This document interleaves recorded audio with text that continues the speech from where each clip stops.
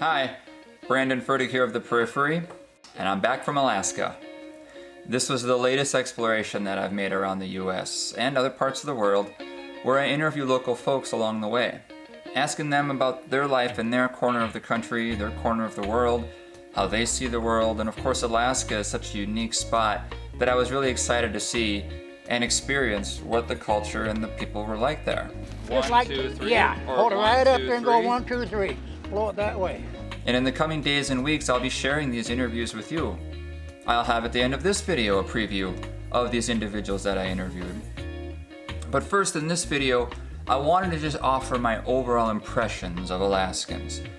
I was struck by 3 things, and maybe from watching reality TV, maybe from your own experience there, you have your own points about Alaskans that you can compare mine to or disagree with mine with or whatever.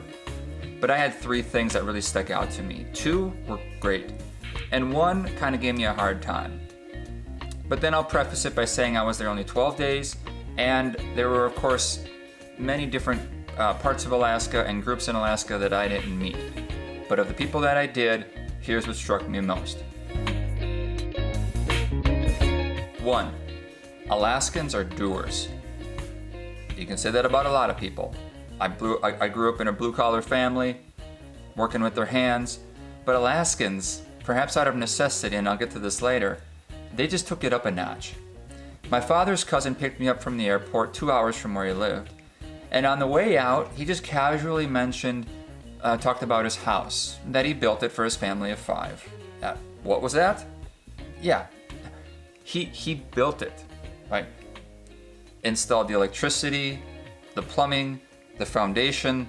I mean, everything you put in a home that you probably question how it was built, how they put the finishing touches to make the ceiling what it is, and the walls the way they look, and all of that. He framed it, he painted it, he built it. He did have some professionals come in for some things, but his house was indistinguishable from any suburban development home that I've ever seen. And he built it with his own 2 hands. The next morning, we went out and we did some target shooting. I grew up around guns, so it wasn't that crazy. But I noticed that the targets were quite intricate. They were metal, and you would hit them and they would swing or they would fall off because they were magnetized. Well, he built all of these. He just took the metal, he designed them, he welded them together. Later that same day, we went out 4-wheeling. And one of the members of our crew brought along his own remote control airplane. Wow, I thought, that's a pretty involved hobby. It is an involved hobby. But again, Alaskans take things up a notch. This guy built the airplane. I mean, he cut the wood, he bought the electric motors and the remote that went with it separately, and he, somehow got them to communicate with one another, put it all together, put some paint and stickers on it, and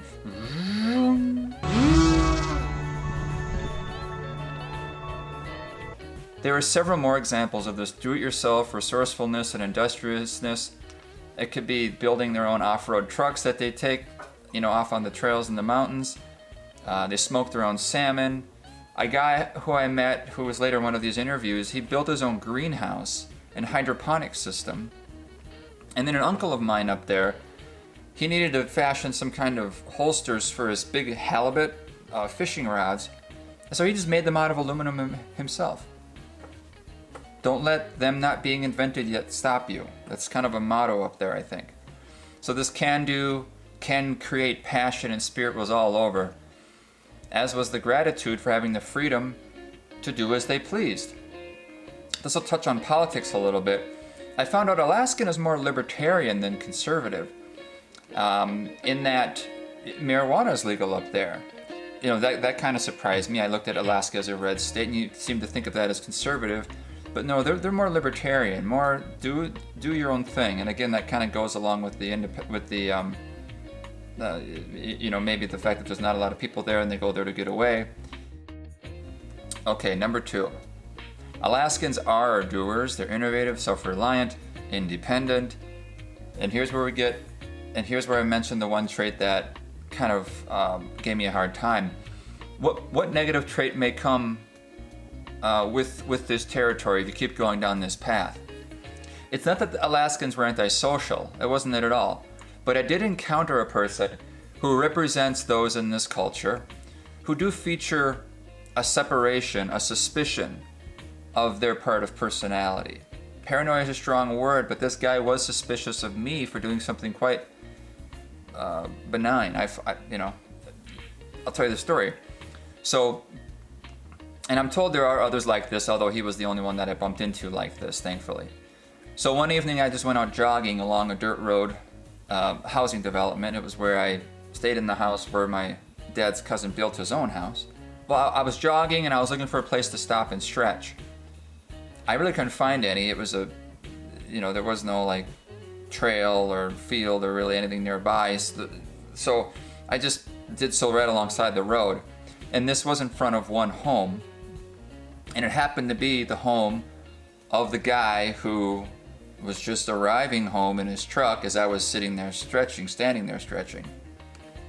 And as his truck slowed to pull into his driveway, he looked over at me through his Oakleys, and I got a weird feeling. He just looked at me through his window of his truck, and there was no welcoming grin or anything there. It was just straight-faced, kind of a peer. But I just proceeded to finish what I was doing, and before I could move on there. Before I could finish, though, he had entered his house. Now he's walking out of his house, walking slowly toward me. He actually reminded me of that stereotype you see on Twitter of the outspoken conservative person that has like liberal people on Twitter like to make fun of conservatives with that stereotypical look of a guy who's got the Oakleys on, and he kind of looked like that, to be honest. And I had music on, so I couldn't hear, but I could see that he was trying to talk to me. And he's maybe 30 feet from me, and at the end of his driveway, I'm across the dirt street. And then I turn off my music and I ask him, hey, what's up? And what are you doing? He says to me. Stretching, I said. And then I added, you seem suspicious? He says, well, you're out here doing downward facing dog, which, if you don't already know, is a yoga pose that I wasn't actually doing, but oh well. And I just say, man, I'm just jogging. And then he says, hey, we got a lot of tweakers around here. Tweakers are, in case you don't know, is what they call people who take methamphetamines. Apparently there is a rise in drug use, and then with that you have theft. So I'm not sure why he equated that with me stretching and I was wearing jogging clothes, but anyway, that's what he said. We got some tweakers around here, so I just replied, hey, just jogging. And he's like, all right. And he just kind of turns around and he begins to walk slowly back into his house. In my memory, he walks backward to keep facing me, but that's probably my mind just exaggerating things. In life, nothing is perfect, and there's always some negatives that come with positives. In this case, I just think the independent culture can, I guess, open up itself to those who are so to the point of being independent that they're fearfully independent. Where you begin to be suspicious of outsiders. So I guess I'm not all that surprised that if you're going to go too far in that direction, that's the negative that you're going to approach. But this wasn't the norm. In fact, the opposite was. And that brings me to point number 3 about Alaskans: kindness and generosity. Now, I'll open up a little bit of theory here. I theorize that the reason for Alaskans' do-it-yourself ethos is the sparse population and harsh climate. It's just kind of obviously, it's pretty obvious. One needs to innovate to thrive here, and one needs to innovate to do so, to live in an area where there might not be a lot of people around. You have to be independent. But at the same time, there's the contradictory truth that in a place where there's not a lot of people, community is all the more important for the very same reasons. You are so grateful for each other's strengths. They mean a lot more. They're much more crucial. Yeah, people just cherish and benefit greatly from what others can provide. And while in Alaska, I was provided a lot. I mentioned the 2-hour ride from the airport that my father's cousins provided, but that was just the start. I got a place to stay. I had a place to stay the whole time. Foods to try. Moose sticks, anyone? So my dad's cousin, they had these moose sticks, and I couldn't get enough of them. He gave me a parting gift after touring Denali National Park, and it was more of those moose sticks. It's like, you're a heck of a guy. My father's other cousin, who is the one's brother, hosted me up in the northern part of the state, up around Fairbanks, and he even gave me the keys to his spare van for the week. And then I had a cousin who took me all over, provided me meals, and so it was just more, I guess, generosity than I've perhaps ever experienced in a 12-day span. And that was all enhanced, of course, because they're family. But I saw this same kind of generosity and openness and being there for each other with strangers too. I was at a department store, Fred Meyer, I think was the name. Anyway, I was checking out, and I asked, because they'll have deals in the store that you have to have a card for, and a worker at the store was quick to give me a store card. He went to go get me one because some of the things I was getting were on sale only if I had the card. But before he could come back, he was too late because a customer nearby heard my concern, and he simply just reached over and typed in his own card number. Yeah, you could say he wanted the benefit of having it on his number, but it's not how it felt to me. It felt like he was just trying to help. It felt like the worker there was trying to help. I got the sense of community, the importance of it, and the enjoyment of helping each other too. So Alaskans are doers. Yeah, they got a paranoid streak among some of them. But overall, there's a strong spirit of generosity and community and freedom. So with all that, one man, a construction project manager I talked to, he summed it all best when reflecting on this, reflecting on his work, on his life, his family, his life here. And he just said, I like Alaska. That was sort of his summary of everything. He said it plainly, he said it endearingly. I like Alaska. And this was a guy from New England, so he'd lived in like New Hampshire or something, grew up loving the Patriots, and now since college has been up in Alaska, and he loves it there. It's just a friendly, spacious, relaxing place to be. But it's a curiosity for us outsiders, right? Reality TV aside, we look at Alaska on the map. I don't know, because it's so far up there, it feels like a place that would be desolate, isolated, lonely, dark, cold. But of course, those are just such general stereotypes that don't really have a bearing on reality. Most of the well, I mean, it's cold there a lot of the year and dark, but like the idea that there's no community or that it's lonely or that you get up there, you're in the middle of any town of even 1,000, and you're at a diner, and it really doesn't feel much different than a diner at any suburb or town in the lower 48, as they call it. But I just think because there are fewer people, that the community vibe, the warmth of that is enhanced, as is the sense of freedom. And with that freedom, they fill in that gap, not with need and lack, but with their activity, their innovation. So it becomes a pretty exciting, active place to be. So, not knowing that, people from the outside have a lot of questions, and it was probably the most common questions I asked in my interviews. So here were the 5 people that I interviewed during my time in Alaska. Okay, 1. After arriving, the day after, I went down to Homer with my dad's cousin, and here I met Chelsea, a charter boat captain from Oregon. Now, after a few years coming up here seasonally, she just spent her first full year here in Alaska just this past year. She stayed the winter, and that was the first, why stay the harsh winter? What's it like here? This isn't like Anchorage. It's not a city in Alaska. It's a smaller community, especially in the winter. I was there during a beautiful time, and you won't wonder why people are there then, because it's obvious. It's warm and it's beautiful, and she likes fishing, so there you go. But how about the winters? And it's a community, it's a culture dominated by men, but often men who are a little older, and most of the clients she has are older. She's the captain of this boat. So what was that like? Find out soon when I publish this interview, which will be my first one coming up here with Chelsea. After Homer, I then went up and visited the Great Denali National Park, where the tallest mountain in North America is, Mount McKinley, now known as Denali. I stayed at a cabin resort, which was largely vacant at the time due to COVID-19 tourism restrictions.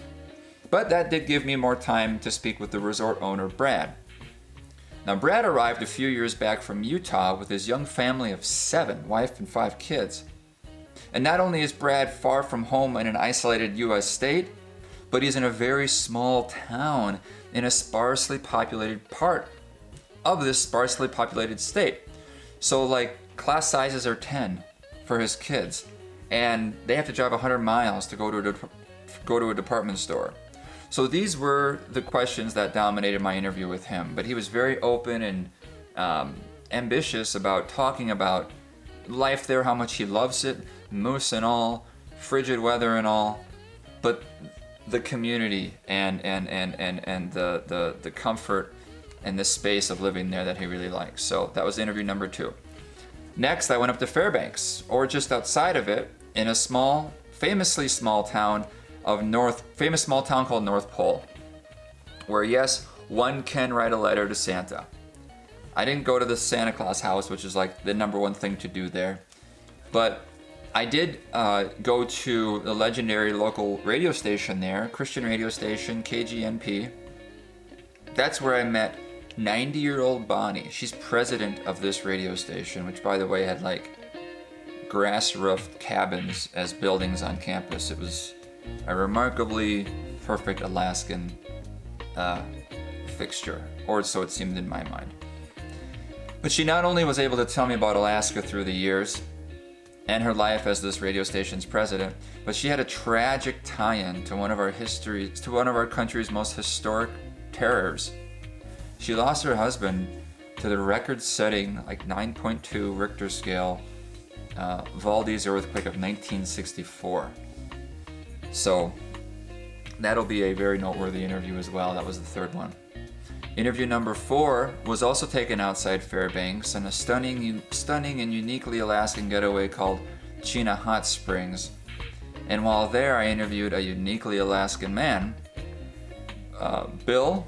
He goes by Wild Bill. Shared about the Alaskan life while we relaxed in these hot springs. And the off-roading extraordinaire, he's so well known. He even caught the eyes of the History Channel. I think it was the History Channel, who featured him on their reality show, Alaska Off-Road Warriors. So all those Alaska reality shows, here's a star from one of them. And that was a big topic of our conversation too. What's it like making a reality show? How much of it is real? How much of it is staged, etc.? We'll find out. It's coming up here from interview number 4. And finally, the last interview was a very fitting representative of the state. This is a man who grew up in one of those many Alaskan isolated villages. Now, I talk about Alaska being isolated, but there are hundreds of villages out west, up north, that no roads can get to. It's all float plane, it's all little airplanes, maybe barges along the coast. And this guy grew up in one from the time he was 11 to graduating high school. Then he flexed his do-it-yourself spirit to become a successful entrepreneur out of Fairbanks by having a few different locations of body art studios, tattoos, piercings, things like that. And he himself doesn't look like the guy who would have a lot of that, but he saw an opportunity and he capitalized. And now he's wanting to represent the state in a literal sense, because this man, Kevin, is running for office for the Alaskan House of Representatives this fall. So that'll be interview number 5. Although I think for I'll do his a little sooner so that it's out before the big election day coming up. Well, anyway, all 5 of these together reveal to you much more about Alaska and the Alaskan spirit than I could. But I hope you nonetheless enjoyed my own 3 takeaways from this state. Let me and the viewers know either way in the comments. And I hope you can enjoy these 5 interviews to come. I certainly enjoyed having them, making them, meeting the people, and traveling Alaska. Now I better get back to work putting these interviews together for you to enjoy. Thanks, bye.